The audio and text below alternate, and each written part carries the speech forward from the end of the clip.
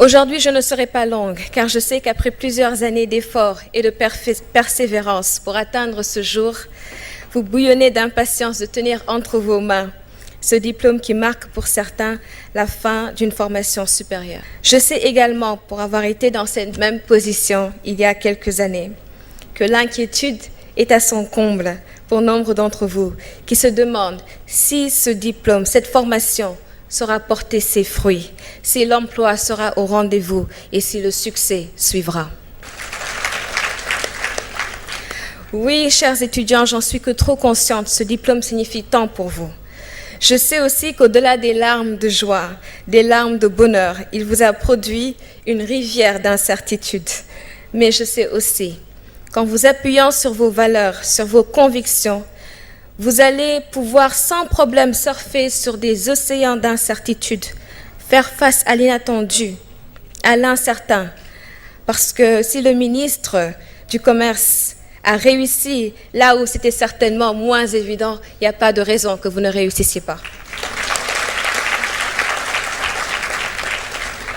Pour certains d'entre vous, ce diplôme représente le prix du sacrifice d'une mère, d'un père, d'une sœur ou d'un frère, d'un tuteur, même d'une personne de bonne volonté qui aura choisi de vous accompagner, conscient que nous tendons vers un monde où pour vous prémunir contre l'exclusion financière, contre l'exclusion sociale, il n'y aura qu'un passeport qui vaille, celui du savoir.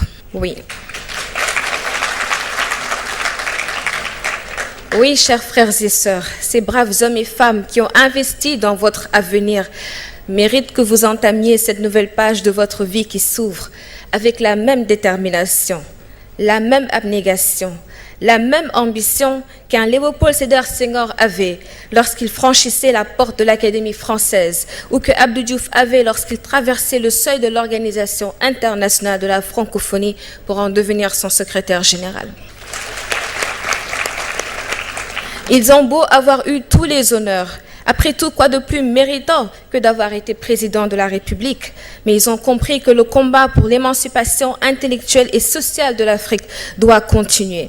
Que chaque pas posé en avant signifie encore plus de pas qui doivent être posés plus loin devant, car rien ne doit nous lasser d'essayer, rien ne doit nous lasser de croire que tant que jeunesse il y a, espoir il y a.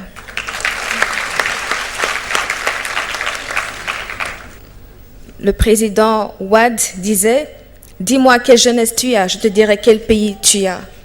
Le président Macky Sall a dit « Monsieur le ministre, sans éducation, il n'y aura point d'émergence. Alors, jeunes de l'IFAS, la balle est dans votre camp. » Chacun et chacune d'entre vous, dans sa singularité, revêt d'un potentiel extraordinaire que seule une confiance en vous peut vous permettre de réaliser. Cela implique d'oser valoriser vos acquis dans un monde où la concurrence tend à vous faire oublier ce que vous avez au profit de ce que vous n'avez pas. D'oser vivre avec la conscience de l'incertitude sur votre futur, sur le futur de toute l'humanité. Car n'est-ce pas vrai que toute certitude n'est qu'illusoire? Que sait-on vraiment, sinon qu'aucun jour ne nous est promis? Que sait-on vraiment, sinon que seul le travail paie et seul l'effort sera récompensé? Dans des conditions d'incertitude, j'aime m'en remettre aux paroles sages de mon père qui me rappellent toujours que la vie est une mission perpétuelle et que celle-ci ne se limite pas à une réalisation financière, mais plutôt à une contribution sociale à la progression de l'humanité. Pour vous dire, vous qui êtes titulaires de diplômes et qui avec bravoure deviendrez les leaders de ce pays, les firmes de ce pays, songez à faire du bien autour de vous plutôt que de tirer les biens seulement autour de vous. Je répète, songez à faire du bien autour de vous plutôt que de tirer les biens autour de vous. Ce n'est qu'ainsi que vous gagnerez l'admiration de vos pairs. Privilégiez l'humilité dans vos relations quotidiennes avec les gens.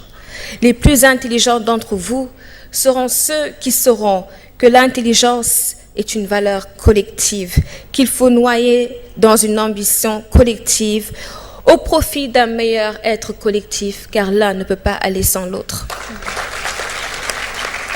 Et j'en profite pour vous demander d'applaudir quand même les parents, sans qui rien de tout ceci ne serait possible. Bravo les parents. Jeunes de l'IFAS, celle que vous avez désignée votre marraine, vous demande de vous porter garant de la non-violence au sein de cette prestigieuse université qui attire chaque année des milliers de jeunes Africains en coachant vos jeunes frères et sœurs qui suivront vos pas. Cette lumière qui illumine l'espérance, cette lumière de l'UCAD, Monsieur le recteur, et j'aimerais vous féliciter pour tout le travail que vous abattez. Cette lumière qui illumine, de l'UCAD qui illumine l'espérance de tant de jeunes qui voient s'incarner en cette université leurs aspirations. Ces jeunes épris d'amour pour l'Afrique, ne les rejetez pas en laissant une minorité les effrayer par des actes de violence indignes de tout citoyen qui se respecte. Continuez à encadrer, à coacher, pour que lorsqu'on parlera de votre université demain, que vous en soyez fiers. Dès vos premiers jours en entreprise, pour certains, vous saurez que l'université est bien plus tendre que l'école de la vie. L'université vous apprend à savoir faire, à faire savoir. La vie vous apprendra à savoir être. Soyez débattants, n'optez pas pour la facilité. Aspirez posséder de l'argent, mais que l'argent ne vous possède pas.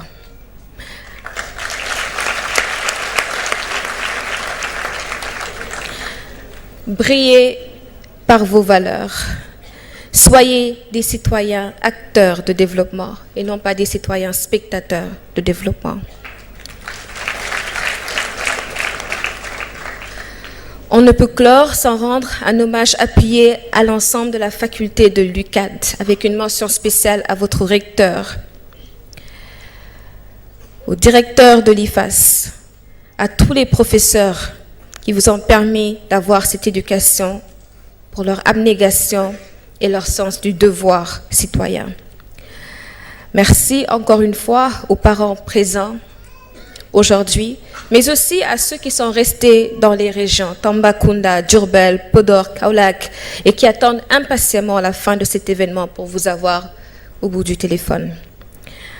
Pour finir, chers frères et sœurs, je dirais, quand la déception vous prendra, maîtrisez votre mental.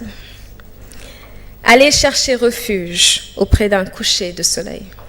Par cet horizon, voyez-y votre potentiel, l'infinitude de votre potentiel et, Inch'Allah, l'étendue de votre vie.